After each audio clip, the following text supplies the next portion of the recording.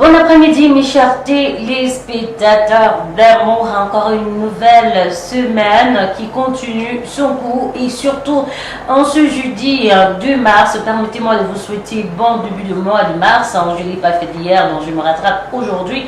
Pour ceux qui nous regardent, vous faites bien d'être scotchés sur Alpha Télévision, la chaîne en puissance et celle-là avec laquelle on construit un avenir meilleur. Mais c'est le mois de mars, le mois de la femme où la femme est célébré ici sur le plateau. Il faut dire qu'on aura tout au long de ce mois, comme ça à partir de lundi, des femmes qui viendront s'exprimer sur le thème central de la journée de la femme. Mais ce qui nous intéresse en ce jour est le problème qui fait le nôtre sur ce plateau, à savoir que fait-on des habits qu'on prend dans la friperie. Ça sera donc le thème central de cette émission.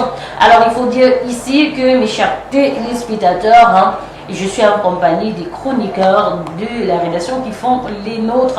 On dit ici que l'ignorant agit avec arrogance, tandis que le silence lui enseigne avec élégance.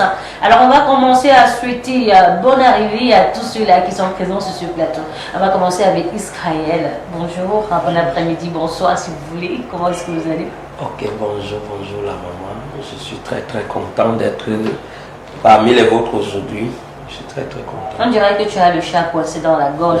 Qu'est-ce qui ne va pas? Allez, bonsoir Israël. Ok, bonsoir Madame Wantou.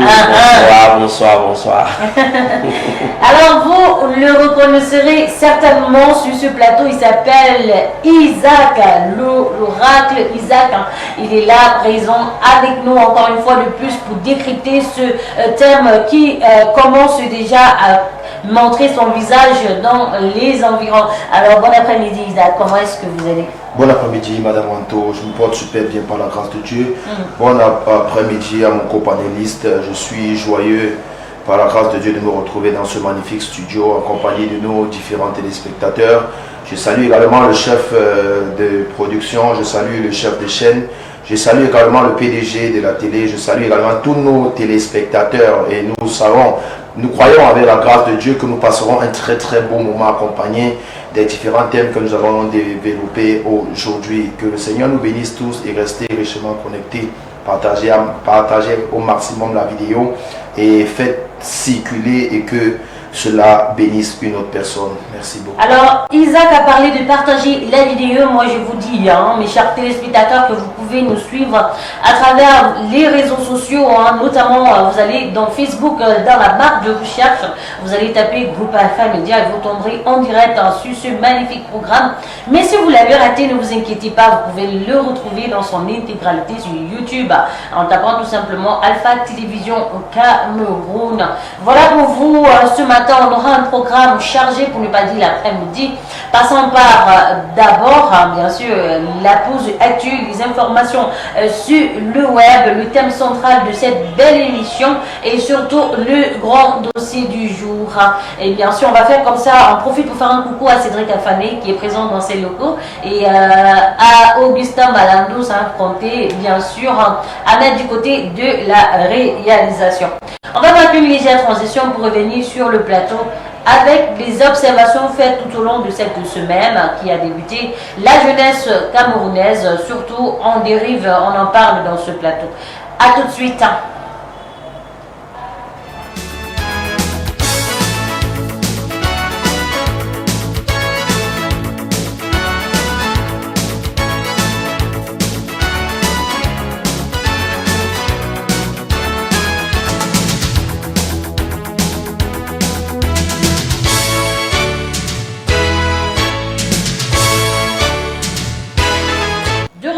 Ce plateau, mes chers téléspectateurs, on connaît une jeunesse active, forte, mais aujourd'hui aussi on se rend compte que la jeunesse est tournée sur la diversité de la culture camerounaise. On va parler ici du mbolé, mais aujourd'hui encore la jeunesse camerounaise va en dérive. On a vu cette vidéo qui court dans les réseaux sociaux, des personnes plus qui se courent ou qui s'accourent vers cette chanson avec des chorégraphies. Est-ce que là une jeunesse que dont nous parlait le président de la République lors de son discours le 1er janvier lorsqu'il disait qu'il compte sur la jeunesse. Alors Israël, aujourd'hui on sait que la jeunesse aime plutôt la distraction à des objectifs. Qu'est-ce que vous en pensez? Pour moi, déjà, j'aimerais rappeler quelque chose qui est très très essentiel.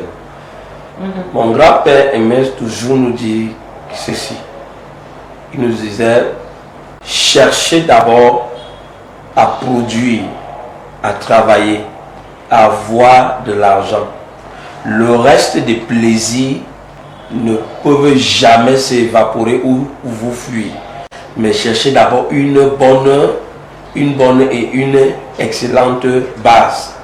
Qu'est-ce que je vais par là dire? La jeunesse aujourd'hui adore et aime le plaisir, aime la distraction. Mais est-ce que la distraction donc peut venir les amener à sortir de la pauvreté? Parce que quelqu'un qui passe peut-être 20 ans dans la distraction et un enfant et un jeune qui se fait former quelque part, par exemple, qui se fait former quelque part, en 20 ans, il est à mesure d'être patron et d'employer plusieurs personnes et d'être quelqu'un qui produit. Tandis que celui qui passe le temps à la distraction, les boîtes de nuit, danser, boire, manger, monter, descendre, il est, par contre, il est, autant pour moi, il devient une charge pour la société, une charge pour sa famille, une charge même en fait pour tous les hommes. Et ce qui fait qu'à un moment donné, ça pose un problème. Parce qu'ils deviennent des éléments neutres, des éléments qui n'ont pas de valeur. Je vais en venir, je sais ce que je suis en train de dire.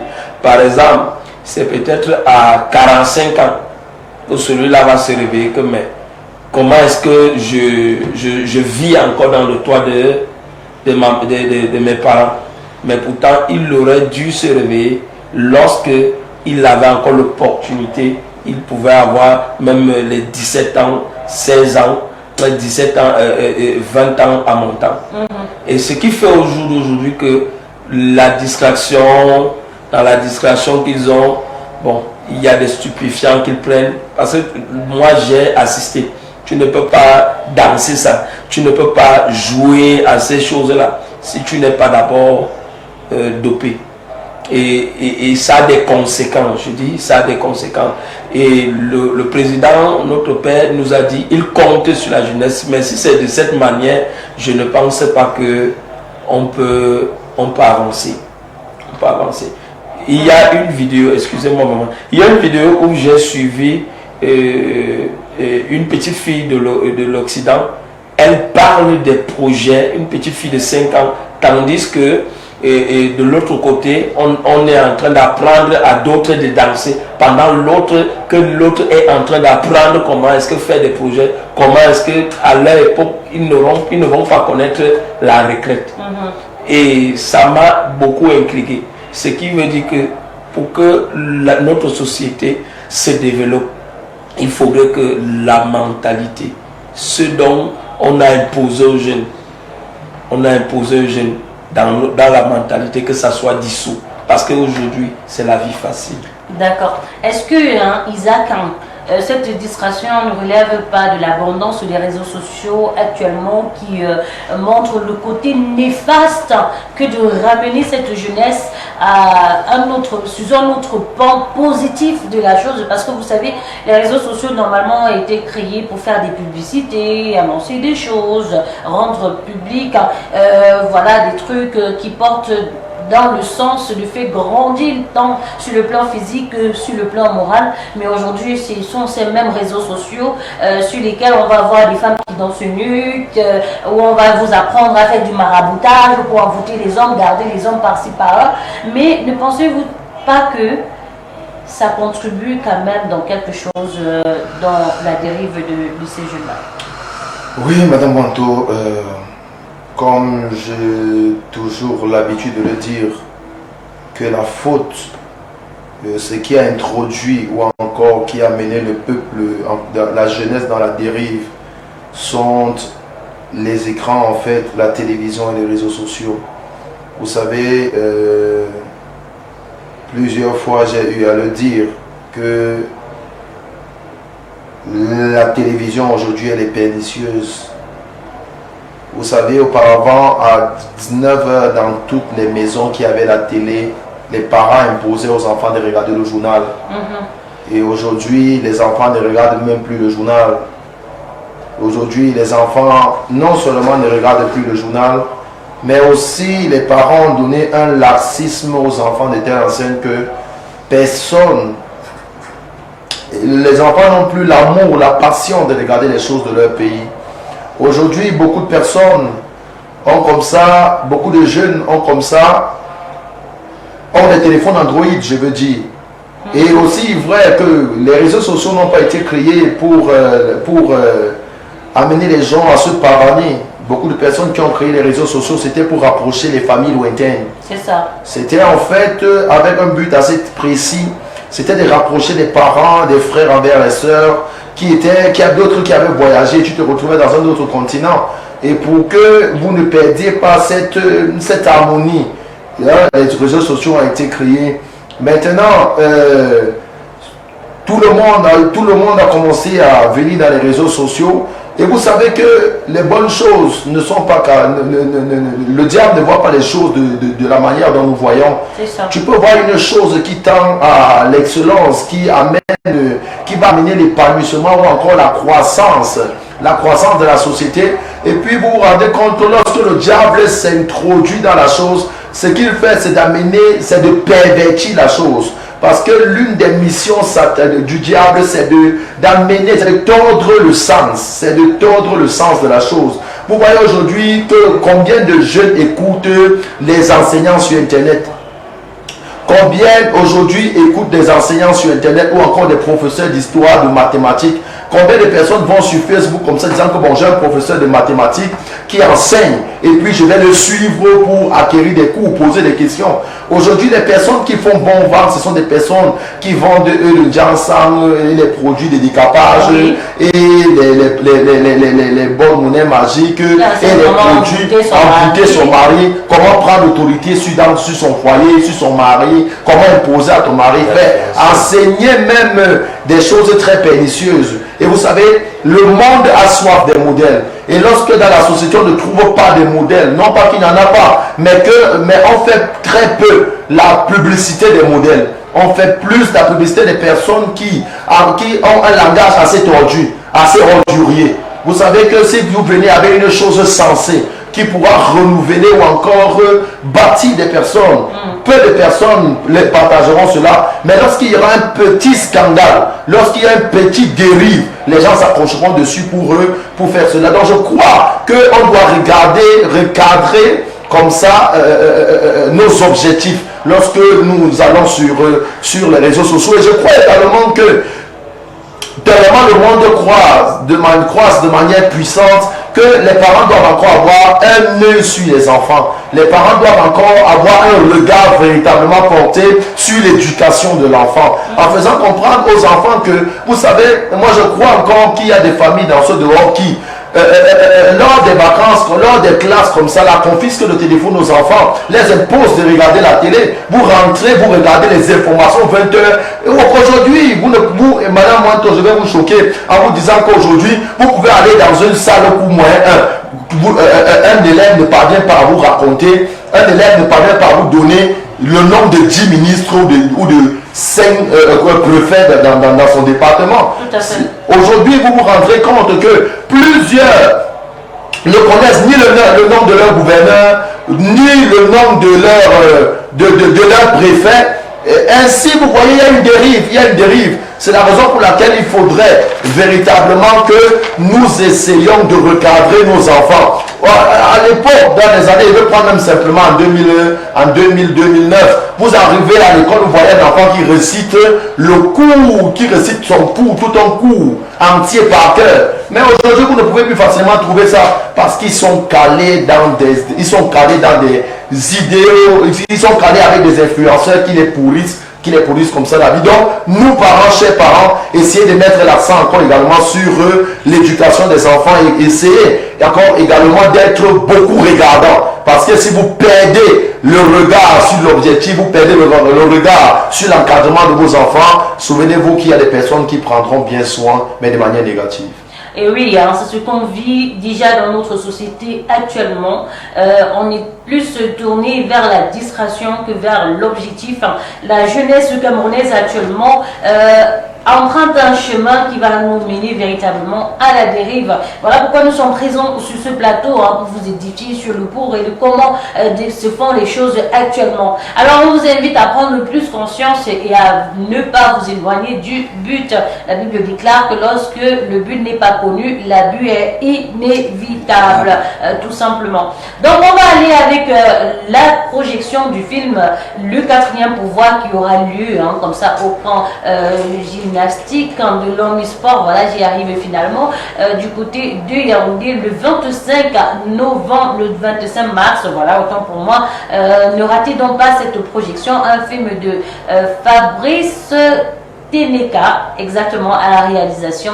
Véritablement, Quatrième Pouvoir, on parle ici d'un journaliste d'investigation. Qu'est-ce qu'il subit, quels sont ses supplices et aussi des défis auxquels il fait face dans la société. On va donc prendre cette bande d'annonce, regarder à quoi va ressembler ce qui vous attend le 25 mars et on revient avec le thème central de cette émission.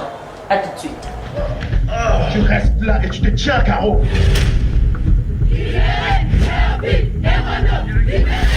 Je m'appelle Théophile Eodo. Je suis journaliste d'investigation. Tu détiens des informations capitales sur le gouvernement. Ton mari est un journaliste important. C'est mon travail, merde! En quoi ai-je fauté? 3 mois. Et c'est maintenant que vous pensez à lancer un avis de recherche? C'est ce que tu t'apprêtes à faire. Pour que tu reviens. Qu'est-ce que t'en penses? Je crois qu'une petite balade lui rafraîchira la mémoire. Les incendies au secrétariat de la gendarmerie savent si je suis roi. Les plus des Théophile Eodo, journaliste éveil d'Afrique.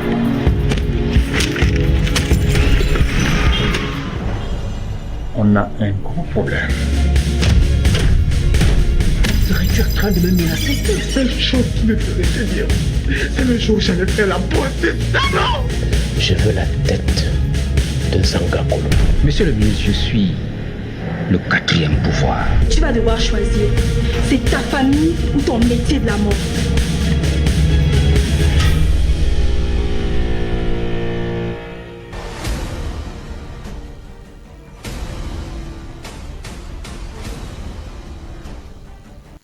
Réalisé par Fabrice Ténéka, donc le quatrième pouvoir, c'est donc ce journaliste, la CA, voilà, le corps administratif, mais aujourd'hui on parle du pouvoir. Et il faut noter que les billets sont en vente dans les dépôts d'Alpha Télévision où le pass est juste de 3000 francs CFA. Et on peut payer par Momo et par Orange Money. Bien sûr, on ne fait pas l'apologie de ces différents opérateurs économiques ici. Voilà, donc vous pouvez entrer juste en possession de vos billets, munissez-vous de vos 3000 francs CFA et puis on va aller ensemble regarder ce magnifique film. Ne ratez pas, certainement pas.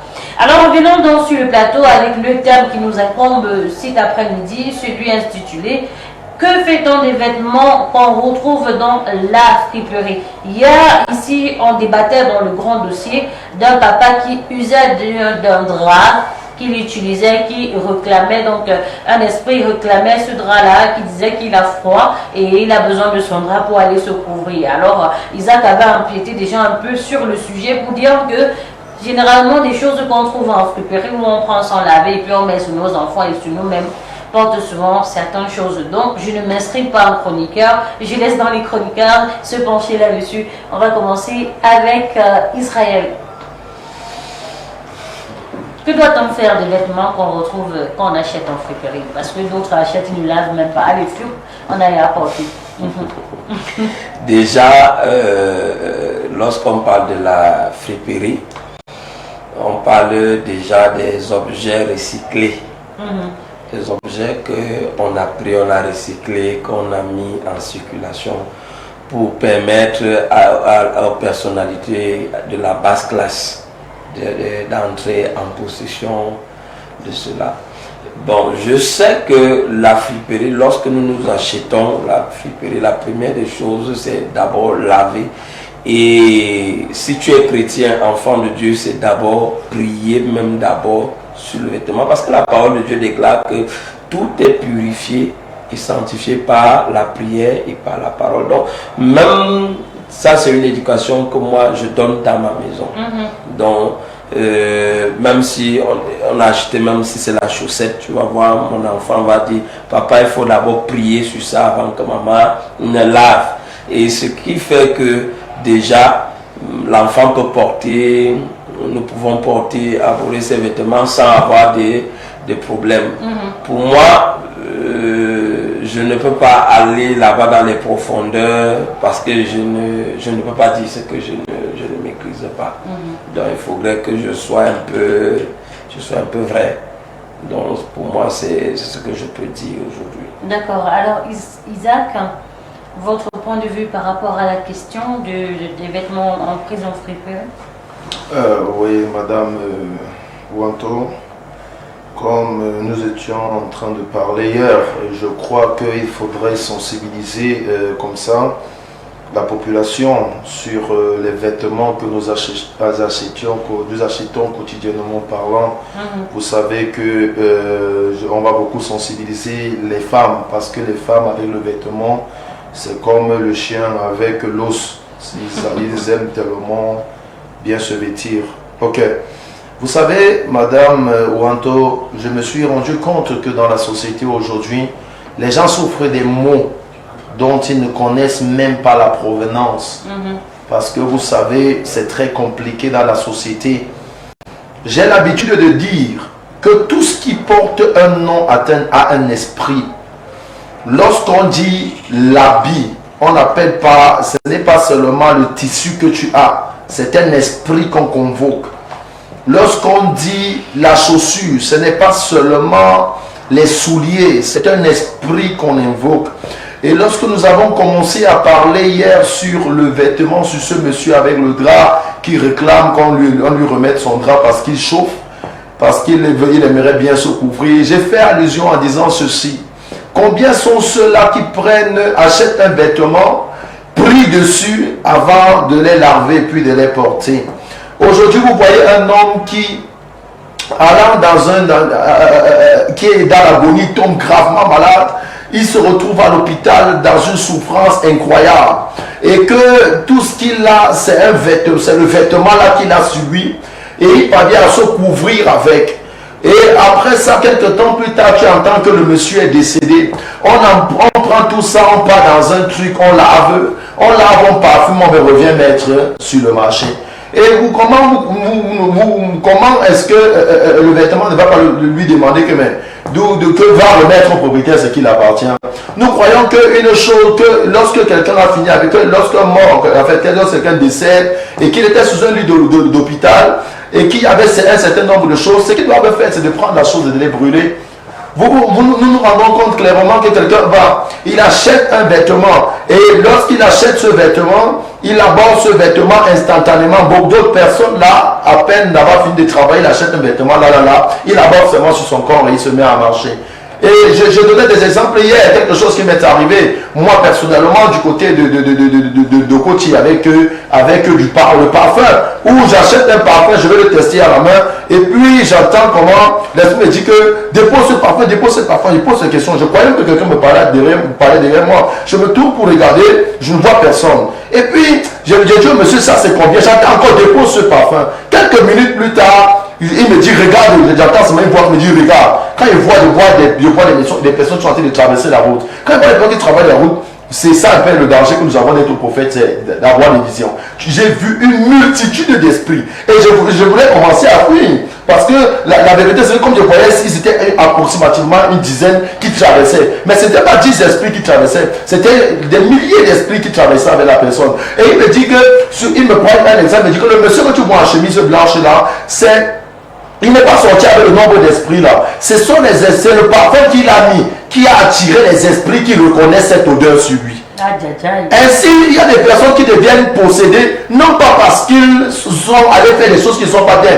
Ils sont juste touchés une chose qui n'était pas pour eux. Et il y a encore autre chose même, des plantes qui deviennent stériles après d'avoir acheté un sous-vêtement. Tu pars seulement, tu l'abordes. Et puis tu ne sais pas d'où ça vient. C'est pourquoi l'homme de Dieu disait tout à l'heure, tout est sanctifié par la parole de Dieu et par la prière. Regardez, dans le livre de Genèse, le chapitre comme ça, dans 9, à partir du verset 21, la Bible précise clairement qu'après le péché, la première chose que l'homme a fait, c'était de construire des vêtements en peau de figuier.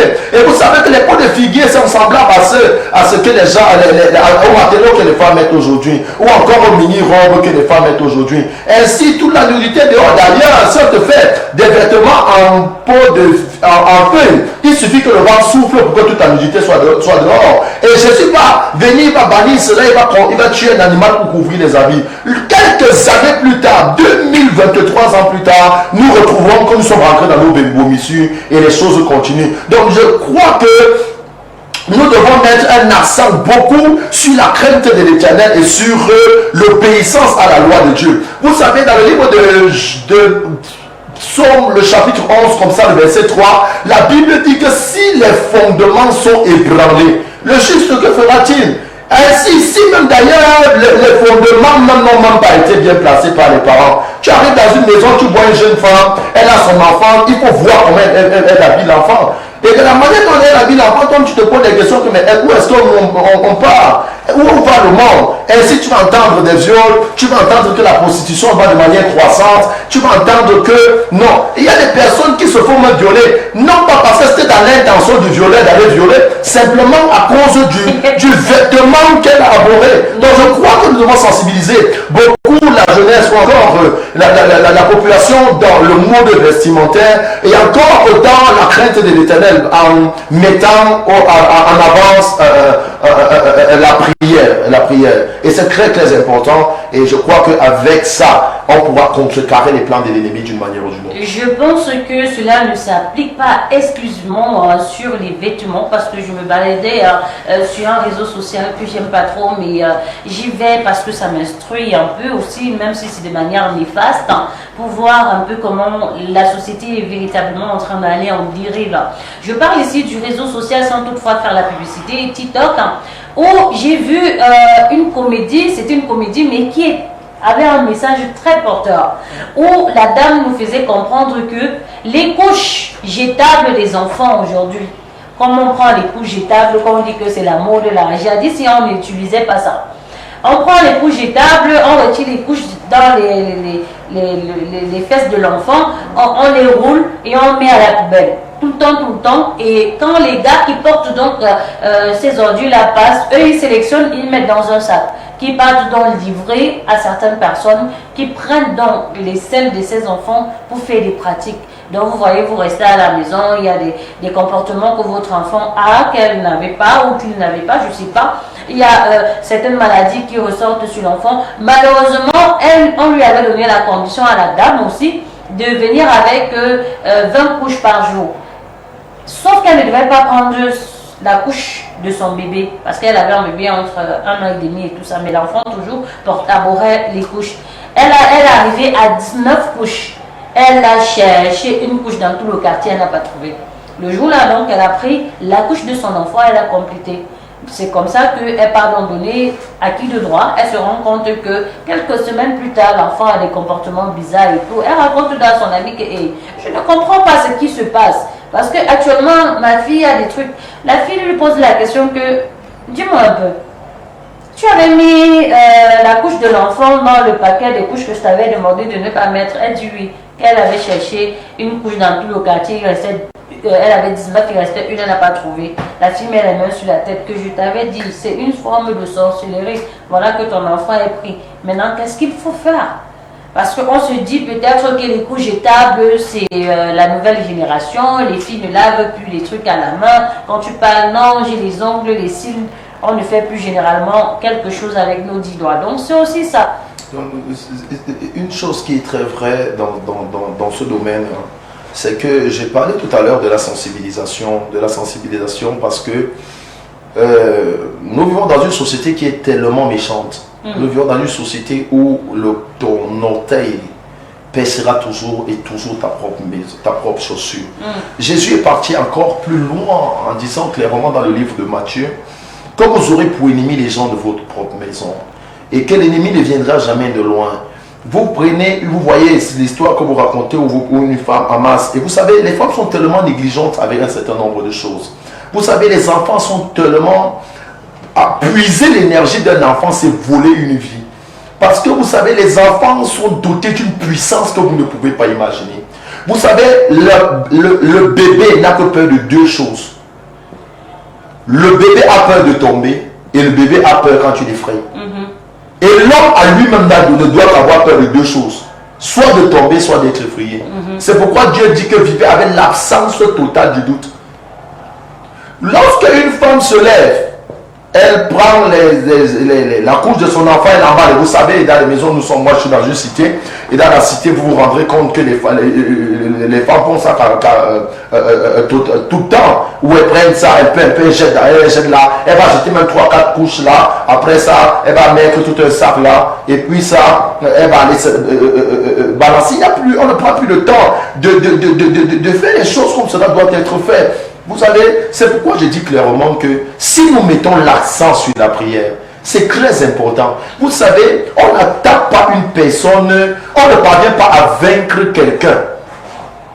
On ne pourra pas vaincre quelqu'un qui a donné pour base, qui a pour fondement, ou encore pour fondation, la crainte du Seigneur. D'une manière ou d'une autre. Tant que tu crains le Seigneur dans ton cœur et que ton cœur est pur, il serait difficile qu'on fasse du mal à ton enfant. Pourquoi? La crainte de l'Éternel bannit, la Bible est claire sur ça, bannit toute forme de crainte. La peur du Seigneur, le respect des voies de Dieu bannit la mauvaise attitude. Et maintenant, que doit faire la femme là? La femme qui se retrouve avec son enfant déjà impliqué dans un truc que son enfant lui-même ne connaît pas. C'est quelle puissance qu'elle cherche. Dieu ne sait quoi qu'elle veut dans sa propre vie. Moi je crois à un certain nombre de choses qu'il faut souvent arrêter. Moi je crois qu'il faut arrêter. Ça c'est l'amour de l'argent, l'amour du pouvoir. Et j'aimerais dire qu'il n'y a de salut à aucun autre nom sur la terre. Car il n'y a sur la terre aucun nom dont à la mention tout genou fléchit. Non! On peut parler même du chef de l'État, il passe là, tout le monde dit qu'il n'y a rien d'apprendre. Mais si on dit que Jésus est là, tout le monde parle, tout le monde se met à genoux.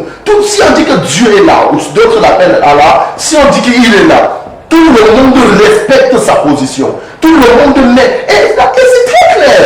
Je crois que si tu veux la puissance, après on va payer le prix de la puissance, qui est du jeu de la prière, simplement. D'ailleurs, voilà les frères catholiques qui sont dans le carême, ils sont en train de cultiver la puissance, ils cherchent la face de Dieu. Donc je crois qu'il faudrait qu'on arrête souvent un certain nombre de choses.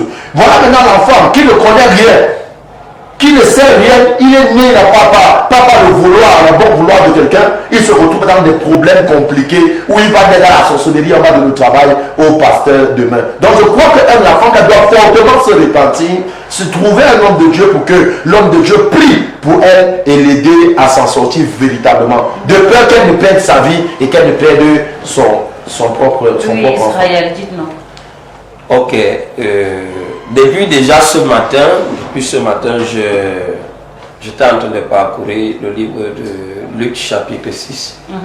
J'ai pris particulièrement le verset 9, où c'est Jésus-Christ qui nous apprend comment est-ce que nous devons prier. Il dit, notre Père qui est aux cieux, que ton nom soit sanctifié, que ton règne vienne.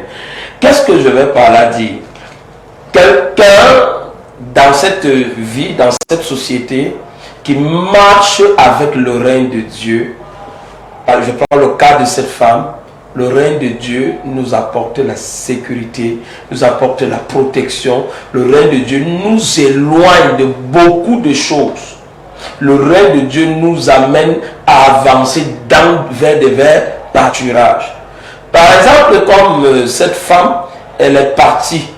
Elle est entrée dans on peut dire, une société secrète, où elle est en train de chercher, on peut dire que c'est à cause de la famine.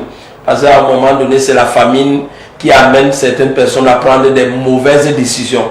Alors quand quelqu'un a faim, il peut faire du n'importe quoi. Je connais un frère qui m'a dit un jour, frère, Même s'il faut laver les cadavres, je vais le faire. Parce qu'il me faut quoi? Il me faut de l'argent. Si quelqu'un a faim qui part travailler. Je vais en venir. Ce que dont j'étais en train de dire tout à l'heure, de la vie facile. Parce que travailler, c'est dur. Mais aller prendre les couches, jeter dans les poubelles, c'est facile. Parce que tu ne peux pas faire 100 mètres sans trouver au moins même des couches jetables dans des bacs à ordures. Parce que c'est facile. Et pour elle, ramasser à leur donner, c'est un argent facile. Et pour dire que quoi, le mal qu'on finit toujours par faire aux autres, parce qu'elle a fait du mal à plusieurs enfants, à plusieurs familles, ce mal s'est retourné contre elle. Pourquoi? Parce que dans le royaume des cieux, je sais que tout ce que nous faisons sur la terre, ça finit toujours par se payer. C'est une dette. Qu'est-ce que je veux par là dire? Je voudrais dire, dans le cas de cette femme, elle doit vraiment se tourner vers l'Éternel. Vers l'Éternel de tout et de tout son cœur.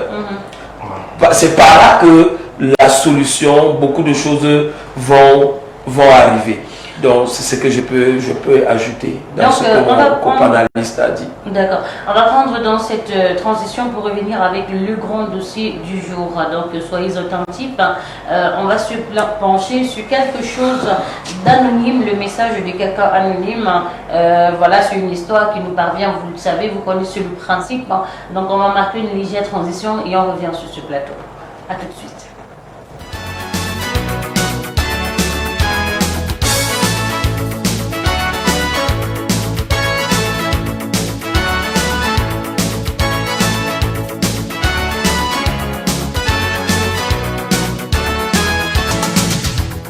Alors, l'histoire du jour est de Christelle. J'espère que vous êtes avec moi, mes chers téléspectateurs. On va essayer de lire pour vous et trouver des solutions à son problème avec les chroniqueurs de la rédaction sur ce plateau. Alors, je me nomme Christelle, cadre dans une banque et directrice d'une agence. Je suis dans une situation qui risque de me coûter la vie.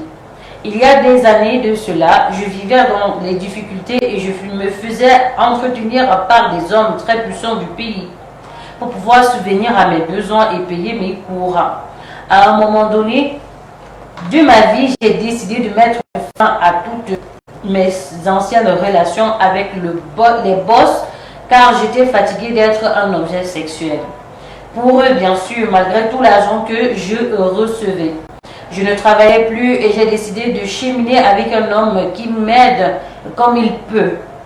Le problème, c'est que mon ancien train de vie me manquait, surtout quand je voyais mes amis rouler dans des grosses voitures. J'ai donc repris contact avec mes anciens bourreaux. Cette fois, au lieu de coucher avec eux, j'ai décidé j'ai accepté leur proposition autant pour moi, qui est celle d'intégrer leur secte. Je n'ai jamais parlé de tout cela à mon chéri, c'est comme ça que j'ai obtenu à nouveau mon boulot dans une banque de la place et a commencé à développer mes activités personnelles. Suivez attentivement. Aujourd'hui, j'ai un souci car je ne sais pas que derrière cette secte, il y a un côté mystique pour pouvoir évoluer. Le grand boss entre guillemets de la secte, comme on le surnomme, me demande l'autorisation de rendre mon chéri infime pour que je puisse évoluer dans l'autre secte et dans mon travail. Dans le cas contraire, si je refuse, je perdrai l'usage de la parole, car chez eux, tout ce qui se passe reste entre eux. Seigneur, je suis foutu et je n'arrive plus à dormir. Mon chéri est tellement bon avec moi que je ne sais plus quoi faire. Je pense au suicide car ce dilemme me rend malheureuse de jour en jour. Aidez-moi s'il vous plaît, j'ai besoin des conseils. Alors voilà l'histoire. En gros, une fille qui se faisait entretenir par des personnalités porteurs de chiffres d'affaires qui décide à un moment donné d'abandonner cette vie-là et de se consacrer à ses études, rencontre un homme merveilleux qui l'aide à son niveau à entretenir la petite vie qu'elle a et par des longs yeux qu'elle a toujours eu. Voyant ses copines rouler dans des grosses voitures, elle décide donc par la suite de retourner dans son ancienne vie. Sauf que on commence à voler un œuf, on va voler un bœuf. Donc, volant dans un peu, elle est entrée dans la secte qui aujourd'hui on lui demande de rendre son mari infime. Aujourd'hui, elle ne sait donc pas quoi faire, étant donné que lui, il est bon envers elle. Quelle est la solution? À vos écrans à la maison, vos téléphones, vos claviers, envoyez le message de la solution numéro qui s'affiche au bas de votre petit écran. Et alors, Isaac et Israël, la parole est à qui veut la prendre, je la délègue pas. Voilà donc l'histoire qui se pose. Ok. Pour moi, déjà, après avoir écouté le message de cette dame, je dirais que elle est rentrée au vomi. Et lorsqu'on rentre au vomi, Jésus-Christ précise bien, il dit que lorsqu'un esprit est sorti peut-être d'un corps et que la maison est restée comme ça vide, et que la personne décide de faire mi-chemin, sa condition devient plus pire qu'auparavant. Ça, c'est le cas qui arrive qui est arrivé à notre sœur. Ce que moi j'aimerais bien lui dire, c'est que Dieu est tout puissant. Il est au-dessus de tout. Lui qui a créé le ciel et la terre. C'est également lui qui a créé ces hommes. C'est également lui qui a le pouvoir de décider, oui, si elle peut sortir de là, non, s'il peut supprimer ces hommes. Donc rien n'est impossible à Dieu. Tout est possible là où nous sommes là. Si réellement elle se rapproche des serviteurs de Dieu, parce que Dieu prépare à chacun un Moïse ou encore un sauveur, c'est-à-dire Dieu s'arrange de te mettre soit Moïse, soit Josué, celui qui doit te faire traverser soit la mer, soit le Jourdain. C'est-à-dire c'est un serviteur de Dieu que Dieu prépare, il met dans sa bouche des paroles adéquates, des paroles appropriées, afin que lorsqu'il va parler, qu'il y ait un changement radical. C'est pourquoi je dis, tout est possible. Moi je parle dans le cadre de la solution.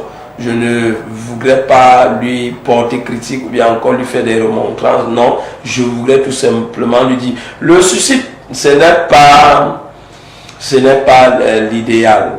Ce n'est pas l'idéal. Et aussi, il faut en parler à son mari. Et son mari même pourra même encore plus l'aider. Pourquoi? Parce que avec son mari, lorsqu'ils iront ensemble voir même l'homme de Dieu, on va prier. Et je sais qu'il y aura des résultats positifs. Si son mari le prend pas mal et la met dehors, parce que c'est un cas à ne pas négliger.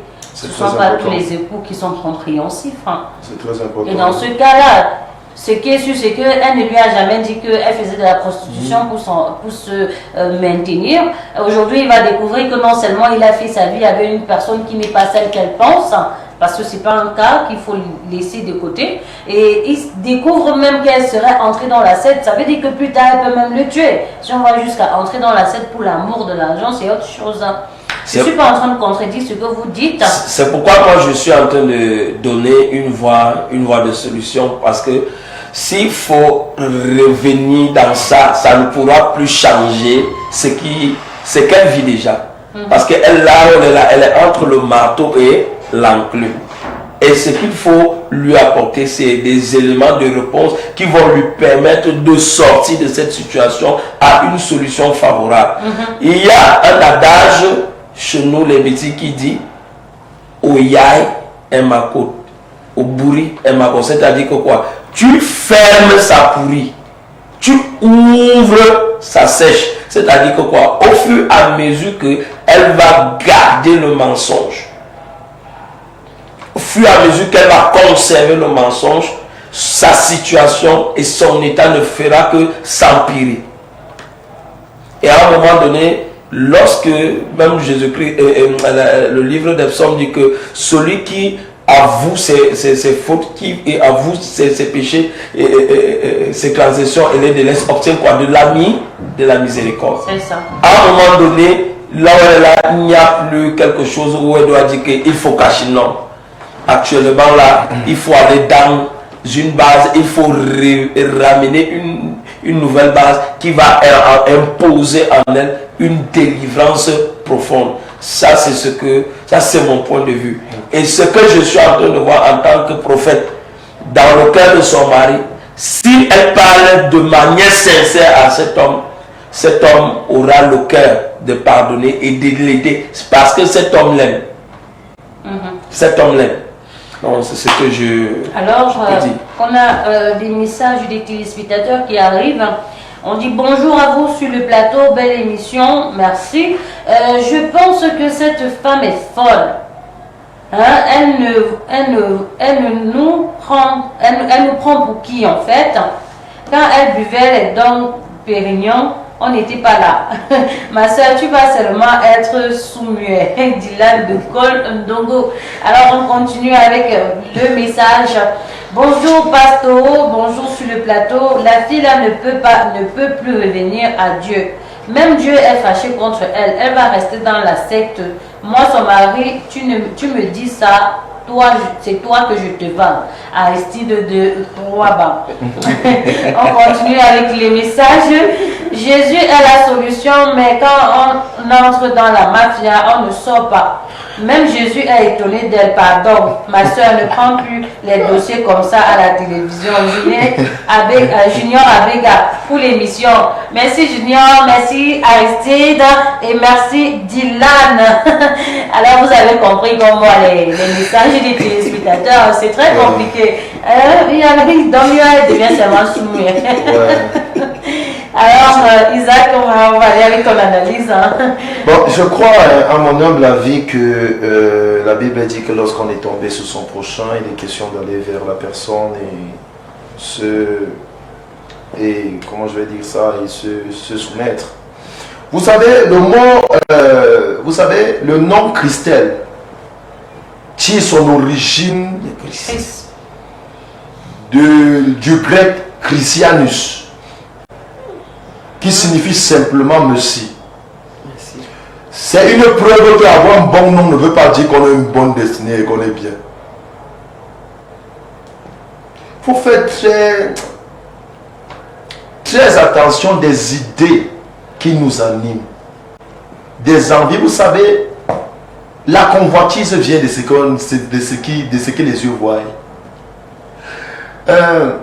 Jésus a dit, je suis venu pour la justice dans le monde, pour que ceux qui voient deviennent aveugles.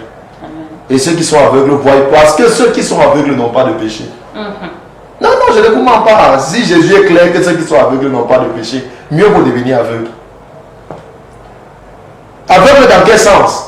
C'est de prendre la pierre, mettre sur son cœur, et de se dire que je vivrai avec ce que Dieu m'accordera. Tu sais que tout le monde ne peut pas être riche dans la vie.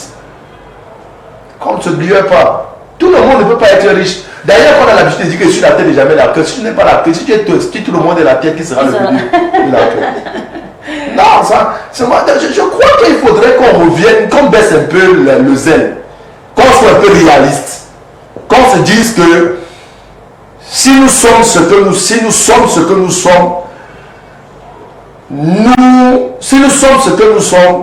nous devons faire avec ce que nous avons. Parce que cette femme, elle s'est dit à elle-même un jour qu'aujourd'hui, je vais arrêter la vie que je mène. Je vais arrêter la manière de vivre que j'ai là. Je vais retourner je vais trouver un homme avec qui je vais cheminer naturellement et normalement. Ensemble, on va bâtir la vie. Oh, les femmes! La Bible précise clairement que les mauvaises compagnies, ça, ce sont les compagnies qui ont dérouté la femme dans la dernière minute. Puisqu'ayant trouvé un homme qui est bien, un homme avec qui elle sait que l'homme là lui donne ce qu'elle a, ce qu'il a, pardon. Et puis par la suite, elle convoite des grosses voitures dehors. Les voitures là, elle a d'abord roulé avec ça. C'est qu'elle n'a pas expliqué, c'est pas dans le message. Oui, ça parce se dit. Avec le message, avec le train de vie de boss qu'elle avait étant cadre, absolument elle a roulé dans la voiture. Qu'est-ce qui devait bien l'impressionner sur les dons Pérignon encore? Quand tu décides de quitter, et vous savez que vous ne pouvez pas coucher avec un secteur sans qu'il te mette une puce. Il y a une chose dans son être, c'est que la pensée du suicide qui vient ne vient pas sur le fait qu'elle serait mou bientôt, ou bien son mari s'en disgraper. C'est que le diable, quand il voit que tu n'as plus rien à l'offrir, il te fait taire pour de bon. C'est une de ses fonctionnalités mères. que lorsqu'il se rend compte que, parce que vrai, quand même, tu ne peux pas manger l'argent de Satan sans payer. C'est clair. La vérité, c'est que même Dieu, tu ne peux pas manger l'argent de Dieu sans payer. En fait, c'est une chose qui est très claire. La Bible dit que celui qui ne veut pas travailler, qui lui aussi ne mange pas. Mais maintenant, il a un travail. Même si on te paye 100 000, même si on te paye 50 000, tu n'es que la côte, tu n'es qu'une aide. Pourquoi est-ce qu'elle devrait être obligée de se compromettre encore en disant que je vais rentrer? Ça, ce sont les compagnies. Les amis qui lui disent, non, regarde ma talon si, j'ai acheté ça à Papouasie, regarde ma Messi, j'ai acheté ça au Brésil, celle-ci j'ai acheté ça en Inde, etc. Frères et sœurs, celui qui court va vite, mais celui qui marche avec Dieu va loin. Tu ne peux pas courir. Tu ne peux pas courir avec Jésus, excusez-moi, pardon, avec Jésus, on ne prend pas l'ascenseur. On prend les escaliers. Yeah. C'est pourquoi lorsque tu mets un pas avec Dieu, tu sais que le pas là, même si c'est toute la planète qui se lève contre toi, ça ne va pas bouger. Et c'est ça qui fait avec les biens périssables. Les biens périssables, c'est que tout ce que Satan te donne, il faudrait toujours que tu renouvelles le sacrifice. C'est ça. Maintenant, si elle casse les pieds de son mari, après ça sera plus les pieds de son mari qu'on va demander. Ça sera maintenant qu'il faudrait que tu prennes ton propre enfant. Après, ce n'est plus ton propre enfant, il faudrait que tu sacrifies un de tes membres corporels. La Bible dit, c'est la bénédiction de l'Éternel Dieu qui a enrichi. Et qui ne se fait suivre d'aucun chagrin. Alléluia. Si tu as une chose qui produit le chagrin dans ta vie, souviens-toi que ça ne vient pas de Dieu. Yeah. Dieu, quand il te donne, il t'a donné et il ne se répand pas de ses dons. Il y a un message pour vous, Isaac. Alors, il dit ceci, mon prophète, c'est ta description de cristal là que nous on aime. C'est à nouveau Dylan. Tout le monde ne peut pas être riche, mais personne ne veut mourir pauvre. Même Dieu là est bizarre. Dites-moi pourquoi il n'annule pas les sectes là. En plus, il y a des sorciers qui vivent 150 ans et les chrétiens qui meurent à 20 ans. Christelle a été soumise à la tentation. En vérité, vous pensez que le diable va laisser la fille la vivre? Point d'interrogation. Je crois, à mon humble avis, en fait, je crois sur la base des Écritures. Monsieur Dylan, sentez-vous honoré par la grâce de Dieu. Je crois à mon humble avis et soutenant ma croyance dans la parole de Dieu, que c'est clair dans la vie que la Bible dit que celui qui n'a pas péché soit le premier à jeter la pierre. Elle a péché aujourd'hui, elle est tombée.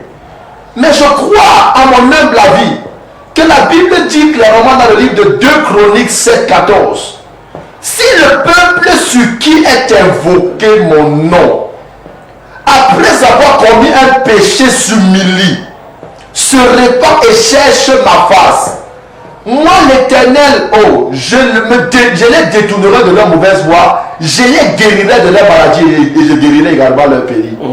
Une des choses qui est puissante dans l'action que la femme fait, c'est qu'elle n'est pas restée avec ou dormir avec, elle a commencé à chercher les solutions. Et comme elle veut les solutions, il est question de lui donner une solution qui va l'aider. Dans la guérison de cette femme, il faudrait qu'elle confesse. Parce qu'il est écrit, si tu confesses de ta bouche, et si c'est que tu dis, tu le crois fermement, et tu feras la gloire de Dieu. N'a-t-il pas dit dans Matthieu 10, verset 22, crois en Dieu, tu seras sauvé, toi et toute ta maison. S'il suffit seulement qu'elle se tourne et elle dit Seigneur, par convoitise je suis parti, par convoitise j'ai vu. Vous savez, même Dieu peut fermer sa bouche. Même le diable peut fermer sa bouche et Dieu ouvre sa bouche. La vérité c'est que Dieu pouvait la laisser qu'elle aille dans ce côté, simplement pour que après Dieu l'enlève. Vous savez, tout le monde qui marche avec Dieu veut bâtir une histoire avec Dieu. Dieu veut bâtir une histoire avec chaque personne. Et une des choses qui est très claire dans la marche avec Dieu, c'est ce que j'ai dit au début. Tout le monde ne peut pas être riche. C'est ça qui est vrai. Ça, c'est clair. Mais maintenant, si tout le monde est milliardaire, qui travaillera pour l'autre? Voilà comment Dieu fait. Dieu mettra toujours un homme très fort dans la tête. Je veux dire, avec les idées, avec la sagesse. Et il mettait toujours à côté de cet homme, un homme qui est très faible dans la tête, mais qui est fort dans le bras. Ainsi, pour créer la complémentarité. Un homme qui est fort par les idées, et qui manque un homme qui est fort par les mains est diminué. Un homme qui est fort par les mains, et il manque un homme qui est fort dans les idées est diminué, parce qu'il faut les idées de l'homme qui est fort dans la tête, pour que tes mains te servent à quelque chose. Ouais. Maintenant, si tout le monde commence à rouler dans le gros VX, tout le monde est boss, la vérité c'est que tu construiras les maisons pour que cette boss-là eux-mêmes y vivent. Je crois une chose, que c'est possible que cette femme change et qu'elle soit totalement sauvée. Un autre message. Je suis Abesolo Oba. Pour ma contribution, je félicite déjà les hommes de Dieu sur le plateau pour leur explication. Alors, mais est-ce que la fille là elle-même est prête à donner sa vie au Seigneur? On dit comme ça, point d'interrogation fois 3. Hein. Je ne suis là que pour transmettre et la question va à l'endroit de tous les deux. Alors, son cas est très grave. Mieux le dossier de Martinez Zogo. Alors, Estelle va te confesser et rentre au village. Est-ce que le village d'abord c'est ça? Est-ce que le village d'abord est la solution? Vous savez une chose, je ne cesserai de le dire, que on ne peut pas te détruire d'une manière ou d'une autre sans passer par ton village. La seule chose qu'il faudrait qu'elle fasse, c'est qu'elle se retrouve face à face avec un loin de l'Éternel. Elle ouvre son cœur. Elle dit les choses telles qu'elle l'a dit, avec honnêteté. Vous savez que la vérité, ce qui marche, c'est l'honnêteté. La vérité, c'est qu'il faut être d'abord que tu sois, il faudrait, pardon, que tu sois sincère envers toi-même. Et que tu sois sincère envers ce que tu veux. Lorsque tu es sincère envers toi-même, je ne comprends pas. La preuve en est que Job, je pense que le chapitre 22, verset 48 ou encore le verset, la Bible précise qu'elle remarque à tes résolutions. Ce n'est pas une résolution de quelqu'un. Que le bonheur ne viendra que quand tu feras la ferme résolution dans ton cœur. Qu'aujourd'hui, véritablement, je veux changer. Je ne veux pas livrer cet homme. Vous savez, le danger qu'elle pourrait se mettre à cœur, que si je dis à mon mari, il va me quitter, si elle ne dit pas, si tu ne le dis pas, et tu comprends ça, elle te quittera toujours. Donc, mieux que tu ailles vers ton mari, tu dis, chérie, j'ai péché contre le ciel et j'ai péché contre toi. Je viens aujourd'hui te demander pardon. Car on m'a demandé aujourd'hui, soit je livre tes pieds, soit je livre ma voix. Ne voulant pas livrer tes pieds, ni livrer ma voix, j'ai pensé au suicide. Mais j'irai mourir dans la maison de Dieu. Mieux vaut mourir dans la maison de Dieu que de mourir dans un lit d'hôpital. Mieux vaut mourir dans la maison de Dieu que d'aller mourir dans la maison d'un marabout. Donc je crois que la femme là, si elle peut détourner son cœur du suicide, donc, on va laisser Israël donner sa part de solution. Comme ça, via cette question-là, est-ce que d'abord, Christelle est prête à donner sa vie au Seigneur? Ça, c'est une très belle question. Ça, c'est une très belle question.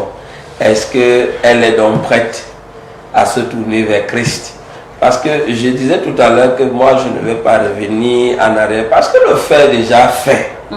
Là où c'est là, on veut une solution pour que si elle peut être sauvée.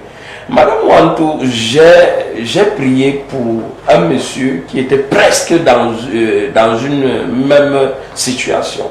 Je t'assure, j'ai dit à ce monsieur que certainement c'est ton épouse qui nous a mis en contact. Et la seule chose que je vais te dire, sois vrai envers toi-même et sois vrai avec Dieu. Mais pendant que cet homme a commencé à se confesser, Madame Wantou, il est arrivé à un moment donné qu'il y avait des éléments que ça ne donnait pas. Ça ne donnait pas. Moi, à un moment donné, j'ai failli fuir. Non, il faut bien te dire la vérité. Mais je me suis tenu d'après ce que les Écritures me disent, d'après ce que Dieu dit dans sa parole, et j'ai commencé à faire le travail, à prier. Aujourd'hui, cet homme-là, c'est un évangéliste, il parle de Jésus-Christ partout. Dans les hôpitaux, les jeudis, tu vas le trouver là-bas, il a une Bible à main, il fait son témoin, il dit j'étais comme ça, j'étais comme ça. C'est pourquoi j'ai d'abord dit que tout est possible Parce que Dieu, Christ dit qu'il n'est pas venu pour ceux qui sont en santé. Il est venu pour ceux qui sont malades. Cette femme est malade. Le malade n'est pas seulement celui qui a un problème dans sa chair. Le malade aussi, ça parle de malade, c'est une démence. Et elle est presque folle, comme quelqu'un était en train de dire ça dans un message tout à l'heure. Elle a un problème. Et je sais que même si c'est comment, si elle dit la vérité à son mari l'aime. Je suis prophète et je peux voir les profondeurs du cœur de cet homme. Cet homme va comprendre, il va la pardonner. Certainement, il va d'abord être agressif, mais en plein temps, il va se calmer. Et il va amener, accompagner sa femme dans la voie de la solution. Par la prière. Et tout est possible, je le dis encore bien. Je le dis bien. On est en train de... Il y a un message là où on parlait du village. Le village, c'est pour quelle solution? Il y a un truc reste au village. Non. Marc 8. Marc 8, le verset 22 à 26, parle des choses et des villages. Là-bas, je ne vais pas entrer là-bas. Donc, quand on t'envoie déjà au village, c'est que ton sort est scellé. Et moi, je n'aimerais pas qu'elle se retrouve dans son village. Je n'aimerais pas. La seule chose que je vais dire, je vais reprendre la même. J'ai dit mon co-panaliste a parlé, il a dit qu'elle se retrouve devant celui à qui Dieu a établi à Ouan, pour que lorsqu'il va parler avec autorité, je sais que les données vont changer. Donc ça, c'est ce que je peux affirmer. Ok, on va prendre le dernier message, vu qu'on est déjà à moins presque 2 minutes de la fin de cette émission. Alors il dit, c'est Charlie, ça c'est la sorcellerie. La fille là travaille à la banque, elle aime l'argent. Elle ne peut pas se confesser. Avec Dieu, on ne blague pas. Si elle essaye de prier, même dans ses rêves, les disciples de Jésus vont venir la fouetter comme Ésaü. C'est le message là qui me retient encore ici, là, mes chers téléspectateurs. Amina, je vous assure, la femme là, si elle tente de dire à son mari, c'est là où elle va dormir. Maman, va au village, ce sont nos sources. En tout cas, ça c'était Charlie, c'était comme ça le message des téléspectateurs. Merci d'avoir participé, vous tous, autant que vous êtes, et merci de nous suivre tous les après-midi. Merci Isaac, merci Israël d'être venu sur ce plateau. Je pense qu'on se retrouvera lundi pour une nouvelle semaine de la femme, avec des femmes sur ce plateau, des titres qui vont juste toucher des femmes, que vous soyez Bayam Salam, entrepreneur, influenceuse, vendeuse de tomates, etc. La plateforme Alpha Télévision vous ouvre ses portes comme